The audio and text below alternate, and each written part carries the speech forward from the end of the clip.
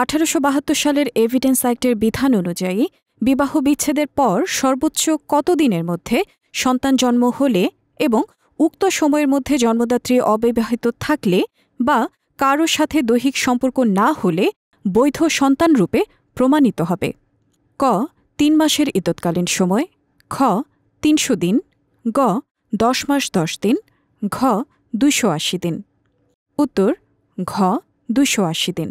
সন্তানের বৈধতা প্রমাণ সম্পর্কিত বিধান সন্নিবেশিত করা হয়েছে এভিডেন্স অ্যাক্টের 112 ধারায়, যেখানে birth during marriage conclusive proof of legitimacy তথা বিবাহ বলবৎ থাকাকালে সন্তানের জন্মের বৈধতার চূড়ান্ত প্রমাণ শিরোনামে বলা হয়েছে, প্রথমত তার মাতা ও অন্য যে কোনো ব্যক্তির মধ্যকার বৈধ বিবাহ বলবৎ থাকা অবস্থায়, এবং দ্বিতীয়ত বিবাহ বিচ্ছেদের পর 280 দিনের মধ্যে এবং উক্ত সময়ের মধ্যে তার মাতার অবিবাহিতা অবস্থায় কোনো ব্যক্তি জন্মগ্রহণ করলে উক্ত ব্যক্তি যে ওই ব্যক্তির লেজিটিমেট সান বা বৈধ পুত্র তা কনক্লুসিভ প্রুফ বা চূড়ান্ত প্রমাণ বলে গণ্য হবে। তবে যদি এটা দেখানো সম্ভব হয় যে সন্তানের বিকটেন বা প্রসূত হওয়ার সময় বিবাহের পক্ষদের তথা স্বামী স্ত্রীর কোনোভাবেই একে অপরের নিকট প্রবেশাধিকার ছিল না, সেক্ষেত্রে ভূমিষ্ঠ সন্তানের বৈধতার বিষয়টি কনক্লুসিভ প্রুফ বা চূড়ান্ত প্রমাণ হিসেবে গণ্য হবে না। উল্লেখ্য যে এভিডেন্স অ্যাক্টের 4 ধারায় প্রদত্ত সংজ্ঞামতে যখন এই আইন দ্বারা কোনো ফ্যাক্ট বা বিষয়কে কনক্লুসিভ প্রুফ বা চূড়ান্ত প্রমাণ হিসেবে ঘোষণা করা হয়, তখন আদালত উক্ত ফ্যাক্ট বা বিষয়কে অপ্রমাণিত করার জন্য কাউকে সাক্ষ্যদানের অনুমতি প্রদান করবে না, অর্থাৎ আদালতকে এমন ফ্যাক্ট বা বিষয়কে সত্য বলে মেনে নিতে হবে।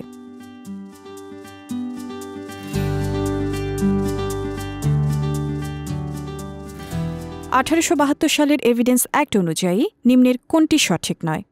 ক মানচিত্র একটি দলিল, খ মুদ্রিত বই একটি দলিল, গ ব্যঙ্গচিত্র দলিল নয়, ঘ বেসরকারি দপ্তরের হিসাব বই একটি দলিল। উত্তর গ ব্যঙ্গচিত্র দলিল নয়।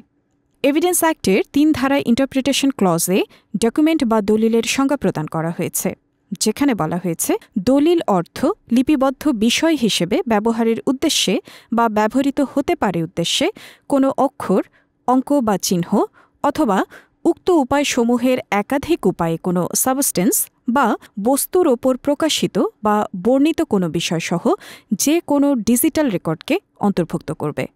উদাহরণস্বরূপ 1 একটি লেখা হচ্ছে একটি দলিল, 2 মুদ্রিত লিথোগ্রাফ বা ফটোগ্রাফকৃত সকল শব্দ দলিল, 3 একটি মানচিত্র বা নকশা একটি দলিল, 4 একটি ধাতব প্লেট বা পাথরের উপর মুদ্রণ একটি দলিল, এবং 5 একটি ক্যারিকেচার বা ব্যঙ্গচিত্র একটি দলিল।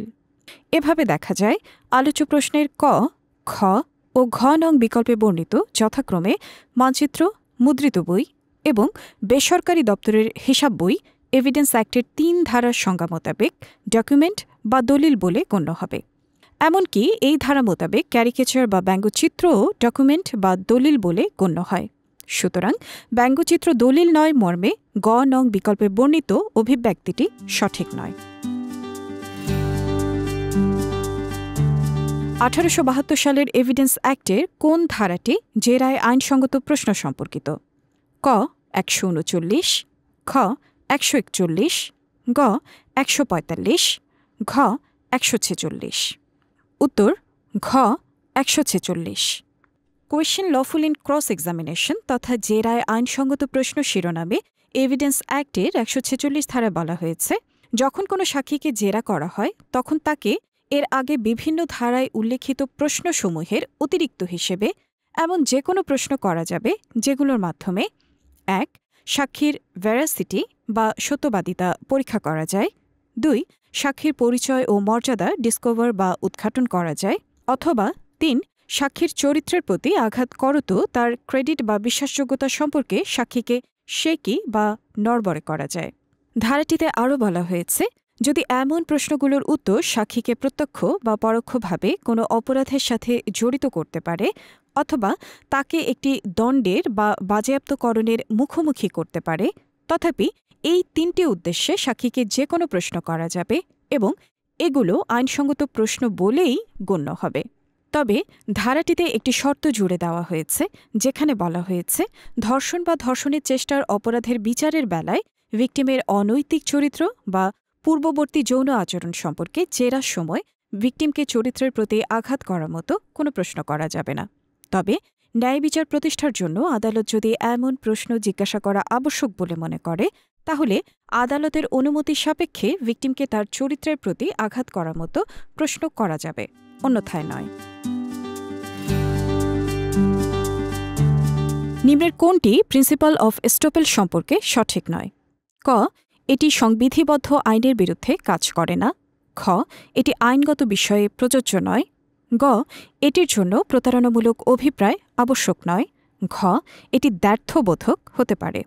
উত্তর: ঘ, এটি দ্ব্যর্থবোধক হতে পারে। একজন ব্যক্তির পূর্বেকার কোনো কার্যের পরবর্তীকালে উক্ত কার্যকে অস্বীকার করা থেকে উক্ত ব্যক্তিকে নিবারণ করা বা বাধা দেওয়ার নীতিকে বলা হয় স্বকার্যজনিত বাধা বা স্টপেল বা feeding the grant by estoppel. নিবারণমূলক বা প্রতিবন্ধকতামূলক এই নীতিটিকে স্থান দেওয়া হয়েছে এভিডেন্স অ্যাক্টের ১১৫, ১১৬ ও ১১৭ ধারায় এবং ট্রান্সফার অফ প্রপার্টি অ্যাক্টের ৪৩ ধারায়। এই নীতিটি প্রয়োগের অন্যতম শর্ত হচ্ছে যে ডিক্লারেশন, অ্যাক্ট অর ওমিশন তথা ঘোষণা, কার্য বা কার্যবিরতির দ্বারা কোনো ব্যক্তিকে কোনো কিছুকে সত্য বলে বিশ্বাস করানো হয় এবং উক্ত বিশ্বাসের ভিত্তিতে কোনো কার্য করতে দেওয়া হয়। সেই ঘোষণা, কার্য বা কার্যবিরতি অবশ্যই সুস্পষ্ট, নির্দিষ্ট ও দ্ব্যর্থহীন হতে হবে। কেননা ঘোষণা, কার্য বা কার্যবিরতি যদি অস্পষ্ট কিংবা দ্ব্যর্থবোধক হয়, সেক্ষেত্রে যে ব্যক্তির বিরুদ্ধে স্টপেল নীতিটি প্রয়োগ করতে চাওয়া হচ্ছে, উক্ত ব্যক্তি এরূপ দেখাতে বা প্রমাণ করতে পারে যে তিনি এমন কোনো ঘোষণা, কার্য বা কার্যবিরতির দ্বারা স্পষ্ট ও দ্ব্যর্থহীনভাবে কাউকে কোনো কিছু সত্য বলে বিশ্বাস করাননি এবং তদ্বিশ্বাসের ভিত্তিতে কাউকে কোনো কার্য করতে দেননি। এরূপ ক্ষেত্রে তখন স্টপেল বা feeding by the grant by estoppel নীতিটি প্রযোজ্য হবে না। সুতরাং আলোচ্য প্রশ্নের ঘ নং বিকল্পে বর্ণিত এটি দ্ব্যর্থবোধক হতে পারে মর্মে অভিব্যক্তিটি প্রিন্সিপাল অফ স্টপেল সম্পর্কে সঠিক নয়। সর্বনিম্ন কত বছর বয়সী শিশু আদালতে সাক্ষী হিসেবে সাক্ষ্য দিতে পারে? ক, 12, খ, 16, গ, 18, ঘ, কোনো বয়সসীমা নেই। উত্তর: ঘ, কোনো বয়সসীমা নেই। সাক্ষীর সর্বনিম্ন বয়স সংক্রান্ত কোনো বিধান এভিডেন্স অ্যাক্টে উল্লেখ করা হয়নি। তবে হু মে টেস্টিফাই তথা যে সাক্ষ্য দিতে পারে শিরোনামে আইনটির ১১৮ ধারায় বলা হয়েছে, যদি কোনো ব্যক্তি তার অল্প বয়সের কারণে, অতি বার্ধক্যের কারণে, শারীরিক বা মানসিক রোগে ভোগার কারণে অথবা এই প্রকারের অন্য কোনো কারণে তাকে জিজ্ঞাসিত প্রশ্ন বুঝতে অক্ষম না হয় অথবা যদি এই সকল প্রশ্নের যুক্তিসঙ্গত উত্তর দিতে অক্ষম না হয়, তাহলে সকল ব্যক্তি আদালতের নিকট উপযুক্ত সাক্ষী হিসেবে গণ্য হবে। ধারাটিতে আরও বলা হয়েছে, জিজ্ঞাসিত প্রশ্ন বুঝতে বা তার যুক্তিসঙ্গত উত্তর দিতে সক্ষম হলে লিউনাটিক বা পাগল বা উন্মাদ ব্যক্তিও যোগ্য সাক্ষী বলে বিবেচিত হবে। তার মানে হচ্ছে, সাক্ষী শিশু বা অতিবৃদ্ধ কিংবা পাগল বা অসুস্থ এইসব কোনো বিষয় নয়। বিষয় হচ্ছে সাক্ষী তাকে জিজ্ঞাসিত প্রশ্ন বুঝতে পারে কিনা অথবা প্রশ্নের যুক্তিসঙ্গত উত্তর দিতে পারে কিনা। 1872 সালের এভিডেন্স অ্যাক্ট অনুযায়ী সাক্ষী হিসেবে যোগ্যতার মানদণ্ড কি? ক, শারীরিক যোগ্যতা। খ, মোকদ্দমা সম্পর্কে জ্ঞান। গ, জিজ্ঞাসিত প্রশ্ন বুঝতে ও উত্তর দিতে পারা। ঘ, প্রাপ্তবয়স্ক হওয়া। উত্তর: গ, জিজ্ঞাসিত প্রশ্ন বুঝতে ও উত্তর দিতে পারা। সাক্ষীর যোগ্যতার মানদণ্ড সংক্রান্ত কোনো বিধান এভিডেন্স অ্যাক্টে উল্লেখ করা হয়নি। তবে হু মে টেস্টিফাই তথা যে সাক্ষ্য দিতে পারে শিরোনামে আইনটির ১১৮ ধারায় বলা হয়েছে, সাক্ষী তাকে জিজ্ঞাসিত প্রশ্ন বুঝতে সক্ষম হলে অথবা তাকে জিজ্ঞাসিত প্রশ্নের যুক্তিসঙ্গত উত্তর দিতে সক্ষম হলে যে কোনো ব্যক্তি কম্পিটেন্ট টু টেস্টিফাই বা সাক্ষ্য দেওয়ার উপযুক্ত বলে বিবেচিত হবে। সেক্ষেত্রে সাক্ষীর অল্প বয়স, অতিবয়স, শারীরিক বা মানসিক অসুস্থতা অথবা এই প্রকারের অন্য কোনো কারণ সাক্ষীর সাক্ষ্য দেওয়ার উপযুক্ততা বা যোগ্যতার ক্ষেত্রে বাধা হয়ে দাঁড়াবে না। ধারাটিতে আরও বলা হয়েছে, জিজ্ঞাসিত প্রশ্ন বুঝতে বা তার যুক্তিসঙ্গত উত্তর দিতে সক্ষম হলে লিউনাটিক বা পাগল বা উন্মাদ ব্যক্তিও যোগ্য সাক্ষী বলে বিবেচিত হবে। তার মানে হচ্ছে সাক্ষী হিসেবে যোগ্যতার মানদণ্ড হচ্ছে সাক্ষীকে জিজ্ঞাসিত প্রশ্ন বোঝা অথবা প্রশ্নের যুক্তিসঙ্গত উত্তর দেওয়ার সক্ষমতা। 1872 সালের এভিডেন্স অ্যাক্টের কত ধারায় অপরাধ সংঘটনের উদ্দেশ্য সম্পর্কে বলা হয়েছে? ক 7 ধারায়, খ 8 ধারায়, গ 9 ধারায়, ঘ 10 ধারায়। উত্তর খ 8 ধারায়। এভিডেন্স অ্যাক্টের 5 থেকে 16 ধারায় রিলেভেন্সি অফ ফ্যাক্টস তথা বিষয়ের প্রাসঙ্গিকতা সম্পর্কিত বিধানাবলী সন্নিবেশিত করা হয়েছে। তন্মধ্যে 8 ধারায় উল্লেখ করা হয়েছে motive, preparation and previous or subsequent conduct তথা উদ্দেশ্য, প্রস্তুতি এবং পূর্ববর্তী বা পরবর্তী আচরণ সম্পর্কিত বিধান।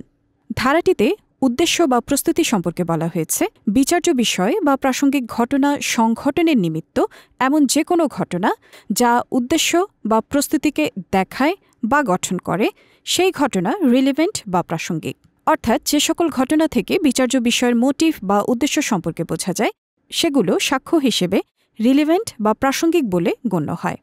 উদাহরণস্বরূপ খকে খুনের দায়ে কয়ের বিচার চলছে। এখানে খুন ছাড়াও অন্যান্য ফ্যাক্টস বা বিষয়গুলো হচ্ছে যে তার আগে ক গকে খুন করেছিল, ক যে গকে খুন করেছে এটা খ জানত এবং খ এটা জনসমক্ষে প্রকাশ করার হুমকি দিয়ে কয়ের নিকট থেকে টাকা আদায়ের চেষ্টা করেছিল। এই ফ্যাক্টস বা ঘটনাগুলো খকে খুন করার নিমিত্ত এমন ঘটনাক্রম যেগুলো ক এর মোটিভ বা উদ্দেশ্যকে বোঝায়। সঙ্গত কারণে এই ঘটনাগুলো রিলেভেন্ট বা প্রাসঙ্গিক বলে বিবেচিত হবে এবং প্রাসঙ্গিকতার এই বিধানটি বিধৃত করা হয়েছে এভিডেন্স অ্যাক্টের 8 ধারায়। একজন আসামির দোষ স্বীকারোক্তি শুধু তার বিরুদ্ধে কার্যকর হবে। 1872 সালের এভিডেন্স অ্যাক্টের কোন ধারায় এই নীতিটির ব্যতিক্রম উল্লেখিত আছে? ক 24 ধারায়, খ 25 ধারায়, গ 29 ধারায়, ঘ 30 ধারায়। উত্তর ঘ 30 ধারায়। সাক্ষ্য মূল্যায়নের সাধারণ নীতি হল একজনের কনফেশন বা স্বীকারোক্তি উক্ত অপরাধে তার কো-অ্যাকিউজড বা সহযোগীর বিরুদ্ধে ব্যবহার করা যাবে না। এই প্রসঙ্গে এভিডেন্স অ্যাক্টের 114 ধারার বি নং ব্যাখ্যায় বলা হয়েছে ম্যাটেরিয়াল পার্টিকুলার্স তথা প্রাসঙ্গিক ঘটনাবলীর দ্বারা করবোরেটেড বা সমর্থিত না হলে অ্যাকমপ্লিস বা দুষ্কর্মের সহযোগীর সাক্ষ্য আনওর্দি অফ ক্রেডিট তথা বিশ্বাসের অযোগ্য বলে আদালত অনুমান করতে পারে। তার মানে হচ্ছে অন্য কোনো নির্ভরযোগ্য সাক্ষ্য দ্বারা সমর্থিত না হলে একজনের স্বীকারোক্তি তার সহযোগীদের বিরুদ্ধে ব্যবহার করা যায় না, বরং এরূপ স্বীকারোক্তি কেবলমাত্র উক্ত স্বীকারোক্তির মেকার বা স্বীকারোক্তিকারীর বিরুদ্ধে ব্যবহার করা যায়। তবে এভিডেন্স অ্যাক্টের 30 ধারায় তার ব্যতিক্রম একটি বিধান বিধৃত করা হয়েছে যেখানে বলা হয়েছে একটি অপরাধ সংঘটনের অভিযোগে একের অধিক ব্যক্তির একসাথে চলমান বিচারে উক্ত ব্যক্তিদের একজন কর্তৃক প্রদত্ত স্বীকারোক্তি যদি বিচারে প্রমাণিত হয় এবং যেই স্বীকারোক্তিতে উক্ত ব্যক্তি নিজেকে সহ তার অপর সহযোগীদের জড়িত করেছে সেক্ষেত্রে আদালত উক্ত স্বীকারোক্তিকে স্বীকারোক্তিকারী সহ উক্ত অপরাধে তার সহযোগীদের বিরুদ্ধেও বিবেচনায় নিতে পারে। উদাহরণস্বরূপ গকে খুনের অভিযোগে ক ও খ এর একসাথে বিচার চলছে। এটা প্রমাণিত হয়েছে যে ক বলেছিল খ ও আমি গকে খুন করেছি। আদালত খ এর বিরুদ্ধে এই স্বীকারোক্তির প্রভাব বিবেচনা করতে পারে। ক আদালতে দাবি করেন যে খ এর দখলাধীন জমিতে তার অধিকার আছে। এর সমর্থনে ক কতক বিষয়ের অস্তিত্ব দাবি করেন যা খ অস্বীকার করেন। এক্ষেত্রে সংশ্লিষ্ট বিষয়ের অস্তিত্ব প্রমাণের দায় কার? ক শুধু ক এর, খ শুধু খ এর, গ স্বীয় দাবির সমর্থনে উভয়ের, ঘ এটি জুডিশিয়াল নোটিসের বিষয়। উত্তর ক শুধু ক এর। এভিডেন্স অ্যাক্টের 101 থেকে 111 ধারায় বার্ডেন অফ প্রুফ বা প্রমাণের দায়িত্ব সম্পর্কিত বিধানাবলীর উল্লেখ করা হয়েছে। তন্মধ্যে বার্ডেন অফ প্রুফ বা প্রমাণের দায়িত্ব শিরোনামে 101 ধারায় বলা হয়েছে যে ব্যক্তি কোনো লিগ্যাল রাইট অর লায়াবিলিটি তথা আইনগত অধিকার বা দায় সম্পর্কে আদালতের নিকট রায় প্রদানের কামনা করেন সেক্ষেত্রে যে সকল বিষয়ের অস্তিত্বের উপর উক্ত অধিকার বা দায় নির্ভরশীল বলে তিনি দাবি করেন উক্ত বিষয়গুলোর অস্তিত্ব তথা এক্সিস্টেন্স অফ ফ্যাক্টস সম্পর্কে আবশ্যকীয়ভাবে উক্ত ব্যক্তিকেই প্রমাণ করতে হবে। অর্থাৎ মামলার বাদী বা অভিযোগকারীকেই তার দাবি বা অভিযোগ প্রমাণ করতে হবে, বিবাদী বা অভিযুক্তকে নয়। এই সাধারণ নীতিটির কথাই বলা হয়েছে ১০১ ধারায়। আর ১০২ থেকে ১১১ ধারায় বলা হয়েছে এই নীতিটির ব্যতিক্রম বিধানগুলো সম্পর্কে। আলোচ্য প্রশ্নে যেহেতু ক্ষয়ের দখলাধীন জমিতে তার অধিকার দাবিসহ তৎসমর্থনে কতক বিষয়ের অস্তিত্ব দাবি করেন, সেহেতু ১০১ ধারার বিধান মোতাবেক ককেই তার দাবিকৃত বিষয়গুলোর এক্সিস্টেন্স বা অস্তিত্ব প্রমাণ করতে হবে। পুলিশ অফিসারের নিকট প্রদত্ত দোষ স্বীকারোক্তি ১৮৭২ সালের এভিডেন্স অ্যাক্টের কত ধারা অনুযায়ী গ্রহণযোগ্য নয়? ক ২৪, খ ২৫, গ ২৬, ঘ ২৭। উত্তর খ ২৫। এভিডেন্স অ্যাক্টের ২৫ ধারায় বলা হয়েছে একজন পুলিশ অফিসারের নিকট প্রদত্ত স্বীকারোক্তি কোনো অপরাধে অভিযুক্ত ব্যক্তির বিরুদ্ধে প্রমাণ করা যাবে না। আবার ২৬ ধারায় বলা হয়েছে একজন ম্যাজিস্ট্রেটের প্রত্যক্ষ উপস্থিতিতে প্রদান না করা হলে একজন পুলিশ অফিসারের হেফাজতে থাকা অবস্থায় কোনো ব্যক্তি কর্তৃক প্রদত্ত স্বীকারোক্তি এরূপ ব্যক্তির বিরুদ্ধে ব্যবহার করা যাবে না। তবে এই দুইটি ধারায় বিধৃত বিধানের ব্যতিক্রম একটি বিধান উল্লেখ করা হয়েছে আইনটির ২৭ ধারায়। How much of information received from accused may be proved, তথা অভিযুক্তের নিকট হতে প্রাপ্ত তথ্য কতখানি প্রমাণ করা যেতে পারে। শিরোনামে ধারাটিতে বলা হয়েছে পুলিশ অফিসারের হেফাজতে থাকা অবস্থায় কোনো অপরাধে অভিযুক্ত ব্যক্তির নিকট হতে প্রাপ্ত তথ্যের ফলশ্রুতিতে কোনো ফ্যাক্ট বা বিষয় উদ্ঘাটিত হলে উক্ত তথ্যের যতটুকু উদ্ঘাটিত বিষয়ের সাথে স্পষ্টভাবে সংশ্লিষ্ট তা উক্ত ব্যক্তির বিরুদ্ধে প্রমাণ করা যেতে পারে। উদাহরণস্বরূপ, একটি খুন সংঘটিত হওয়ার পর অভিযুক্ত ব্যক্তি গ্রেফতার হয়ে পুলিশ অফিসারের নিকট হত্যার দায় স্বীকার করে। অভিযুক্তের এই স্বীকারোক্তি ২৫ ও ২৬ ধারার বিধান মোতাবেক উক্ত ব্যক্তির বিরুদ্ধে প্রমাণ করা যাবে না। তবে অভিযুক্ত ব্যক্তি পুলিশ অফিসারের নিকট আরও বলে যে সে যে ছুরিটি দিয়ে এই হত্যাকাণ্ডটি সংঘটিত করেছে সেটি সে তার বসতঘরের খাটের নিচে লুকিয়ে রেখেছে। অভিযুক্তের নিকট হতে প্রাপ্ত এই তথ্যের ভিত্তিতে পুলিশ তল্লাশি চালিয়ে উক্ত স্থান হতে রক্তমাখা ছুরিটি উদ্ধার করে। ২৭ ধারা মোতাবেক অভিযুক্তের নিকট হতে প্রাপ্ত তথ্যের ভিত্তিতে ছুরি উদ্ধারের বিষয়টি তার বিরুদ্ধে প্রমাণ করা যেতে পারে। মৃত্যুকালীন ঘোষণা গ্রহণীয়। ক কেবল ফৌজদারি কার্যধারায়, খ কেবল দেওয়ানি কার্যধারায়, গ দেওয়ানি ও ফৌজদারি কার্যধারায়, ঘ কেবল ঘোষণাকারীর মৃত্যুর কারণ সংশ্লিষ্ট ফৌজদারি কার্যধারায়। উত্তর গ দেওয়ানি ও ফৌজদারি কার্যধারায়। ডাইং ডিক্লারেশন বা মৃত্যুকালীন ঘোষণা কথাটি উচ্চারিত হয়েছে ল্যাটিন নেমো মরিথ্রাস প্রোসোমিটার মেন্তায়ার ম্যাক্সিম থেকে, যার ইংরেজি অর্থ হচ্ছে a man will not meet his maker with a lie in his mouth, or no one at the point of death is presumed to lie. অর্থাৎ একজন ব্যক্তি মুখে মিথ্যা নিয়ে তার স্রষ্টার মুখোমুখি হবে না, অথবা মৃত্যুর মুখে কেউ মিথ্যা বলে মর্মে অনুমান করা হয় না। ডাইং ডিক্লারেশন বা মৃত্যুকালীন ঘোষণার এই নীতিটিকে স্থান দেওয়া হয়েছে এভিডেন্স অ্যাক্টের ৩২ ধারায়। ধারাটির ১ নং ব্যাখ্যায় বলা হয়েছে যদি কোনো ব্যক্তি তার কজ অফ ডেথ বা মৃত্যুর কারণ সম্পর্কে অথবা যে অবস্থার ফলশ্রুতিতে তার মৃত্যু ঘটেছে সে সম্পর্কে মৃত্যুর অব্যবহিত পূর্বে কোনো বিবৃতি বা বক্তব্য প্রদান করে থাকে, তাহলে যে প্রসিডিং বা কার্যক্রমে উক্ত ব্যক্তির মৃত্যুর কারণ সম্পর্কে প্রশ্ন ওঠে সেই কার্যক্রমটি যেই প্রকৃতিরই হোক না কেন সেই কার্যক্রমে মৃত ব্যক্তির এমন লিখিত বা মৌখিক বক্তব্য রিলিভেন্ট বা প্রাসঙ্গিক বলে বিবেচিত হবে। সুতরাং ডাইং ডিক্লারেশন বা মৃত্যুকালীন ঘোষণা দেওয়ানি ও ফৌজদারি উভয় প্রকারের মামলা বা কার্যক্রমেই অ্যাডমিজিবল বা গ্রহণীয়।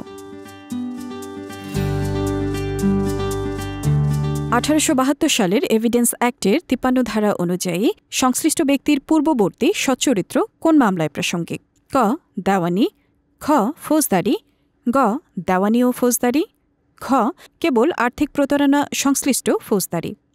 উত্তর খ ফৌজদারি। ক্যারেক্টার হুয়েন রিলিভেন্ট তথা চরিত্রের প্রাসঙ্গিকতা সম্পর্কিত বিধানাবলীর উল্লেখ করা হয়েছে এভিডেন্স অ্যাক্টের ৫২ থেকে ৫৫ ধারায়।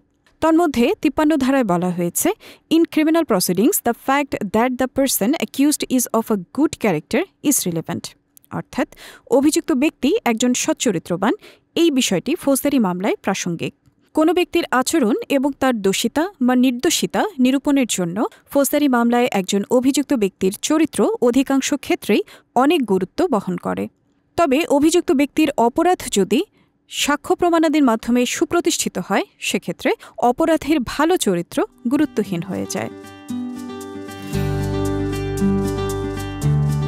1872 সালের এভিডেন্স অ্যাক্ট অনুযায়ী প্রাথমিক সাক্ষ্য প্রাইমারি এভিডেন্স অর্থ ক আদালতে সরাসরি উপস্থাপিত মৌলিক সাক্ষ্য, খ আদালতে উপস্থাপিত আসল দলিল, গ মামলার ঘটনা সম্পর্কিত সাধারণ প্রমাণ, ঘ শ্রুত সাক্ষ্য।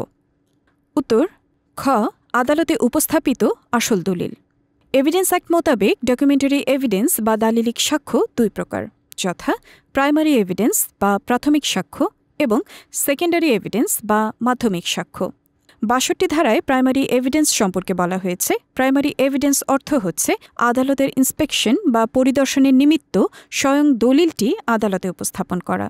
ধারাটিতে স্বয়ং দলিলটি অভিব্যক্তির দ্বারা মূল দলিলকে বোঝানো হয়েছে, অর্থাৎ যে দলিলটি প্রমাণ করতে হবে সেই মূল বা আসল দলিলটি আদালতে দাখিল করাই হচ্ছে প্রাইমারি এভিডেন্স বা প্রাথমিক সাক্ষ্য। তদনুযায়ী প্রশ্নটির ক, গ ও ঘ নং বিকল্পে বর্ণিত যথাক্রমে আদালতে সরাসরি উপস্থাপিত মৌলিক সাক্ষ্য, মামলার ঘটনা সম্পর্কিত সাধারণ প্রমাণ এবং শ্রুত সাক্ষ্য মূল বা আসল দলিল নয়।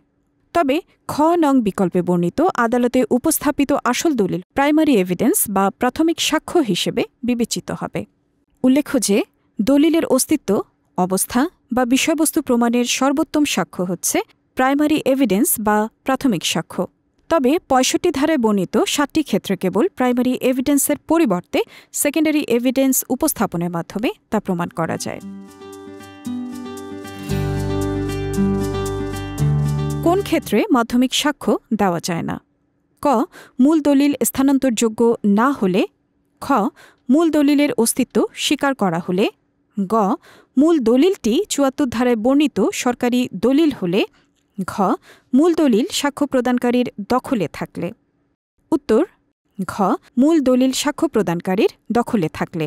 এভিডেন্স অ্যাক্টের ৬৫ ধারায় মোট ৭টি ক্ষেত্র নিরূপণ করা হয়েছে, যেগুলোর ক্ষেত্রে প্রাইমারি এভিডেন্স বা প্রাথমিক সাক্ষ্য তথা মূল দলিল আদালতে উপস্থাপনের পরিবর্তে সেকেন্ডারি এভিডেন্স বা মাধ্যমিক সাক্ষ্য উপস্থাপনের মাধ্যমেও একটি দলিলের অস্তিত্ব, অবস্থা বা বিষয়বস্তু সম্পর্কে প্রমাণ করা যায়। ক্ষেত্রগুলো হল: প্রথমত, যার বিরুদ্ধে দলিল প্রমাণ করতে চাওয়া হচ্ছে মূল দলিলটি যদি উক্ত ব্যক্তির দখলে বা নিয়ন্ত্রণে থাকে, অথবা উক্ত ব্যক্তি নাগালের বাইরে থাকে, অথবা উক্ত ব্যক্তি আদালতের প্রক্রিয়ার আওতাধীন নয়, অথবা দলিল উপস্থাপনের জন্য আইনত বাধ্য হওয়া সত্ত্বেও এবং ৬৬ ধারা মোতাবেক নোটিশ জারির পরও উক্ত ব্যক্তি যদি তা আদালতে উপস্থাপন না করে। দ্বিতীয়ত, যার বিরুদ্ধে দলিলটি প্রমাণিত হয়েছে তিনি বা তার স্বার্থ সংশ্লিষ্ট প্রতিনিধি যখন লিখিতভাবে মূল দলিলের অস্তিত্ব, অবস্থা বা বিষয়বস্তু সম্পর্কে স্বীকৃতি দান করে। তৃতীয়ত, যখন মূল দলিল নষ্ট বা হারিয়ে যায়, অথবা যখন সাক্ষী আহ্বানকারী পক্ষ তার দোষে বা অবহেলায় নয় এমন অন্য যে কোনো কারণে যুক্তিসঙ্গত সময়ের মধ্যে মূল দলিলের বিষয়বস্তু উপস্থাপন করতে অক্ষম হয়। চতুর্থত, যখন মূল দলিল এমন প্রকৃতির হয় যা সহজে স্থানান্তরযোগ্য নয়। পঞ্চমত, যখন মূল দলিল ৭৪ ধারা অর্থ মোতাবেক একটি সরকারি দলিল। ষষ্ঠত, যখন মূল দলিল এমন একটি দলিল যার সার্টিফাইড কপি এই আইন মোতাবেক অথবা বর্তমানে বাংলাদেশে বলবৎ অন্য কোনো আইন মোতাবেক সাক্ষ্য হিসেবে অনুমোদিত। এবং সপ্তমত, যখন মূল দলিলগুলো অনেকগুলো হিসাব বা অন্য দলিলাদির সমন্বয়ে গঠিত, যেগুলো আদালতে পরীক্ষা করার জন্য সুবিধাজনক নয়, এবং যে ঘটনা প্রমাণ করা হবে তা সমগ্র সংগ্রহের সাধারণ ফলাফল। ধারাটির এই বর্ণনা থেকে দেখা যায় আলোচ্য প্রশ্নের ক, খ ও গ নং বিকল্পে বর্ণিত যথাক্রমে মূল দলিল স্থানান্তরযোগ্য না হলে, মূল দলিলের অস্তিত্ব স্বীকার করা হলে এবং মূল দলিলটি ৭৪ ধারায় বর্ণিত সরকারি দলিল হলে এই তিনটি ক্ষেত্রেই মাধ্যমিক সাক্ষ্য দেওয়া যায়। তবে ঘ নং বিকল্পে বর্ণিত মূল দলিল সাক্ষ্য প্রদানকারীর দখলে থাকলে তদ্বিষয়ে মাধ্যমিক সাক্ষ্য দেওয়ার সুযোগ নেই, কেননা মূল দলিল সাক্ষ্য প্রদানকারীর হেফাজতে থাকলে ৬৪ ধারা মোতাবেক মূল দলিলটি আদালতে উপস্থাপনের মাধ্যমেই দলিলটির অস্তিত্ব, অবস্থা বা বিষয়বস্তু সম্পর্কে প্রমাণ করতে হবে। 1872 সালের এভিডেন্স অ্যাক্টের কোন ধারা বৈরী সাক্ষী সম্পর্কিত? ক 152 ধারা, খ 153 ধারা, গ 154 ধারা, ঘ 155 ধারা। উত্তর গ 154 ধারা। হোস্টাইল উইটনেস বা বৈরী সাক্ষীর সংজ্ঞা দেওয়া হয়নি 1872 সালের এভিডেন্স অ্যাক্টে। প্রচলিতভাবে সাক্ষী আহ্বানকারী পক্ষ কর্তৃক উপস্থাপিত সাক্ষী যদি উক্ত পক্ষের দাবিকে সমর্থন না করে অ্যাডভার্স পার্টি বা বিরুদ্ধ পক্ষের অনুকূলে সাক্ষ্য প্রদান করে, তখন সেই সাক্ষীকে বলা হয় হোস্টাইল উইটনেস বা বৈরী সাক্ষী বা শত্রুভাবাপন্ন সাক্ষী। এরূপ ক্ষেত্রে সাক্ষী আহ্বানকারী পক্ষ সাক্ষীকে আনুষ্ঠানিকভাবে হোস্টাইল উইটনেস বা বৈরী সাক্ষী হিসেবে ঘোষণা করে থাকে। অতঃপর আদালতের অনুমতিক্রমে তার নিজের সাক্ষীকে জেরা করে থাকে। আদালতের অনুমতি দানের প্রসঙ্গে আইনটির 154 ধারায় বলা হয়েছে, বিরুদ্ধপক্ষ জেরার সময় একজন সাক্ষীকে যে প্রশ্নগুলো করতে পারে, আদালত তার স্বেচ্ছাধীন ক্ষমতা বলে কোনো ব্যক্তিকে তার নিজ সাক্ষীকে উক্ত যে কোনো প্রশ্ন করার অনুমতি প্রদান করতে পারে। ধারাটিতে ব্যবহৃত যে কোনো প্রশ্ন অভিব্যক্তিটির দ্বারা লিডিং কোশ্চেন বা ইঙ্গিতবাহী প্রশ্নকেও অন্তর্ভুক্ত করা হয়েছে, যেহেতু লিডিং কোশ্চেন বা ইঙ্গিতবাহী প্রশ্ন কেবলমাত্র জেরার সময় করা যায়।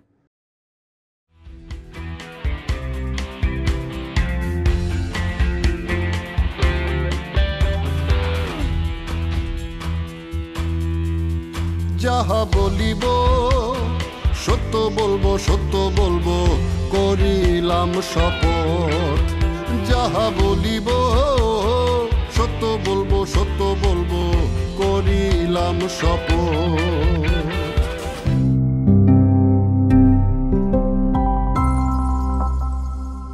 Lautube PD, let our experience be your guide.